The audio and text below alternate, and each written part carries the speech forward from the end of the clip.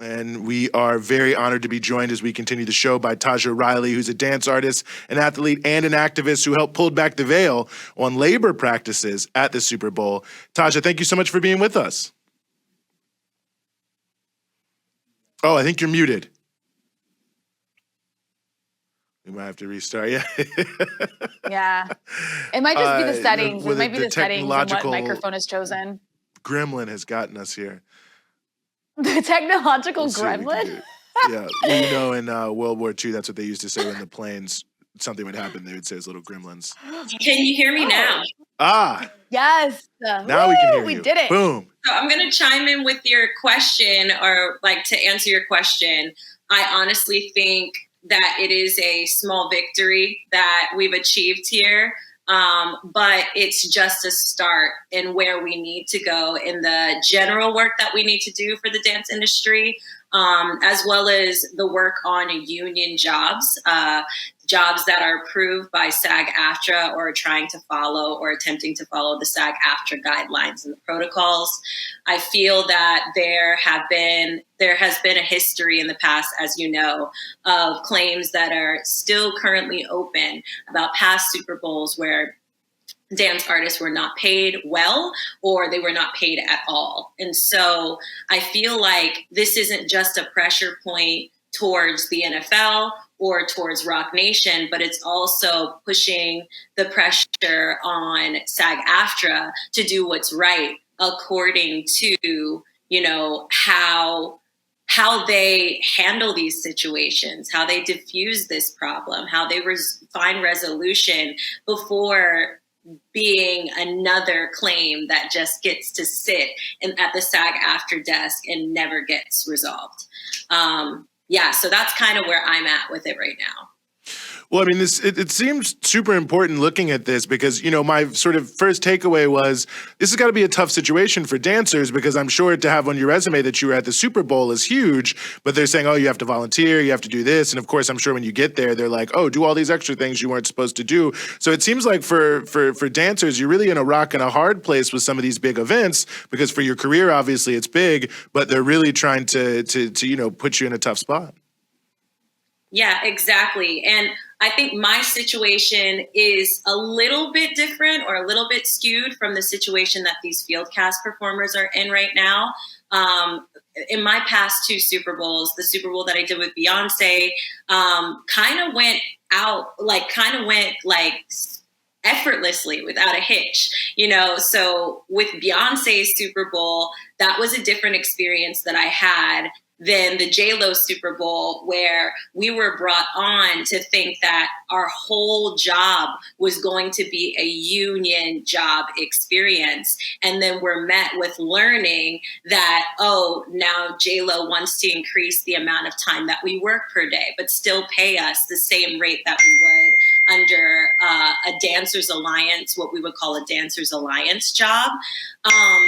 And that's been a serious issue. When we get onto these jobs, we are told very last minute in a space where for J-Lo's Super Bowl, I didn't even receive my contract until 2 days before the show.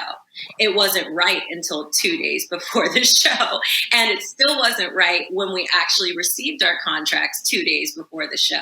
They had slipped in little clauses. They tried to make us sign our likenesses away for behind the scenes footage, which is now being used for a J-Lo documentary, which, you know, J-Lo is J-Lo, and she's going to make millions and millions of dollars by selling this footage so that she can make money and continue the promotions of her career or to her career. And we're, again, either given scraps or given nothing at all, no equitable opportunity at all. There's always this clause that points to, quote unquote, a buyout, you know? And for the field cast performer situation, I hopped on this super quickly because in the past I had heard just recently in 2021, even with some of the field cast performers in 2020, in recent years with Justin Timberlake's Super Bowl, and then finding out with Beyonce's Super Bowl, that this was also an issue, that they were having them learn choreography, the same choreography that we were learning, and not paying them. treating them like paid performers would be treated, but not paying them the same rate as these paid performers.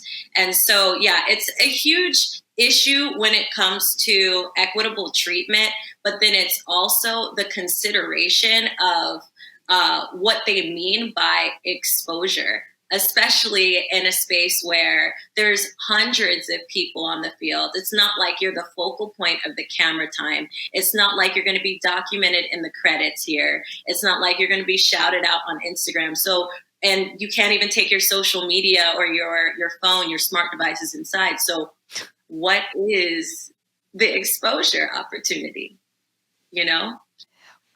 It's amazing just because so many people tune into the Super Bowl. Like, not everybody who's watching is watching to watch the game. A significant number of people tune in just for that halftime show. And so it's the part that's bringing the eyeballs is full of people who just aren't getting paid or are being treated like this. I'm curious, is there like repercussions for people who speak out publicly about this? I imagine there are.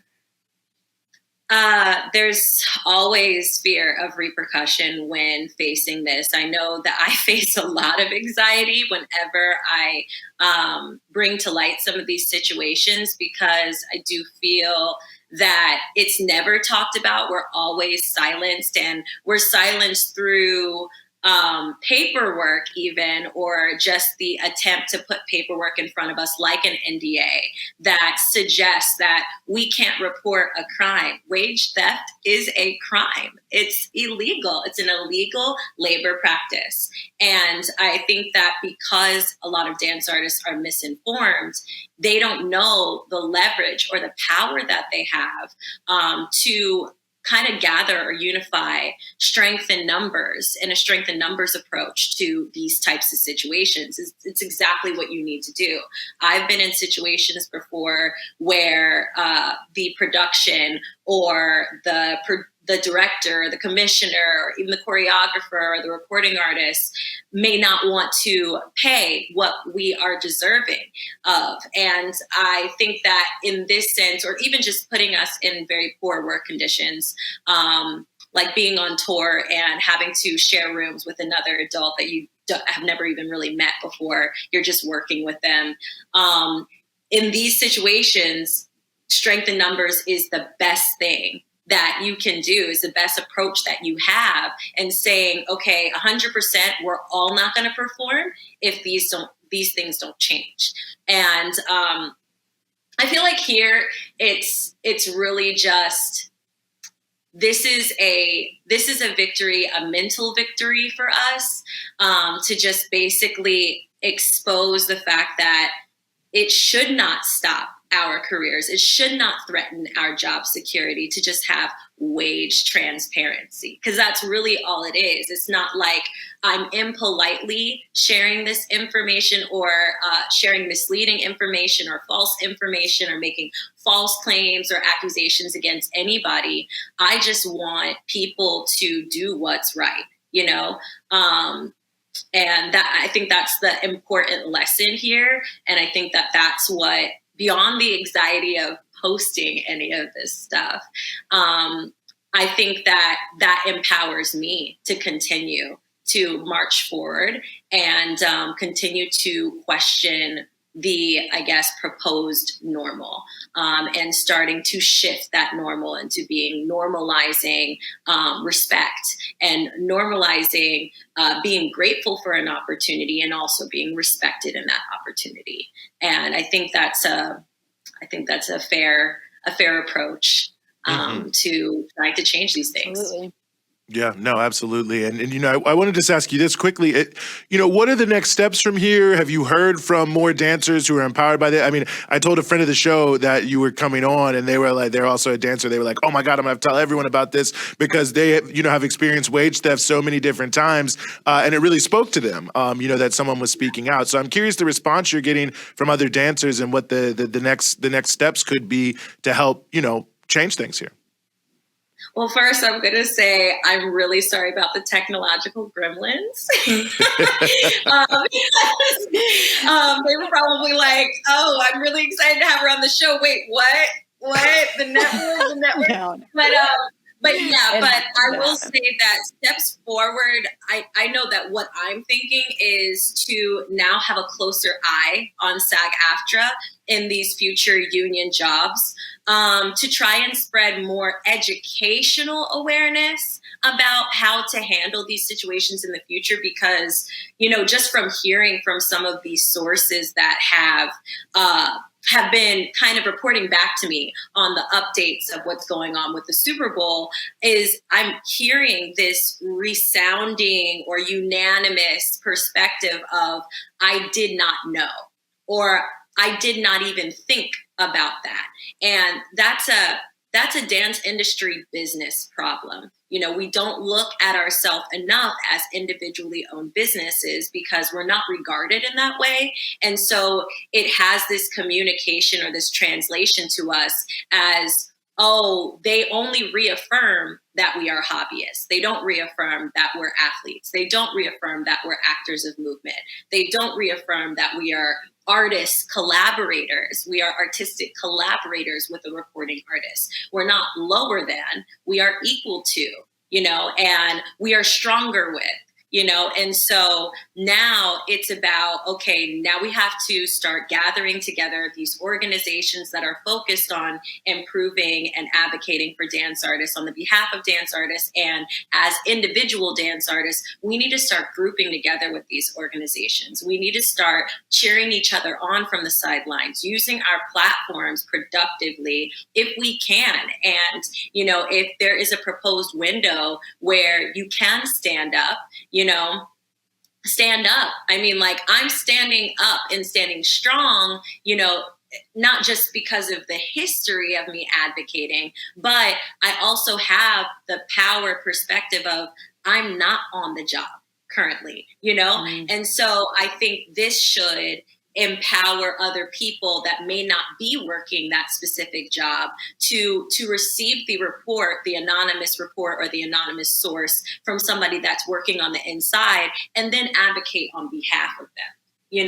And I feel like if we can build in that way and also, give ourselves more opportunities to build equitably together, I think that, we'll be strong enough or fortified enough to decide in the future whether we need to secede from SAG-AFTRA as a union and create a union of our own, or if we maybe need to work in another smarter approach to trying to maintain a balance of respect and deserving treatment through either forming a label or forming a league, or forming another agency or forming a management firm that's going to represent clients well and protect dance creatives at all costs.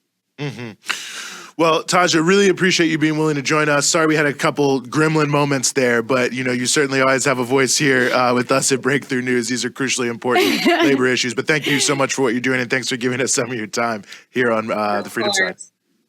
Of course. Thank you so much for having me.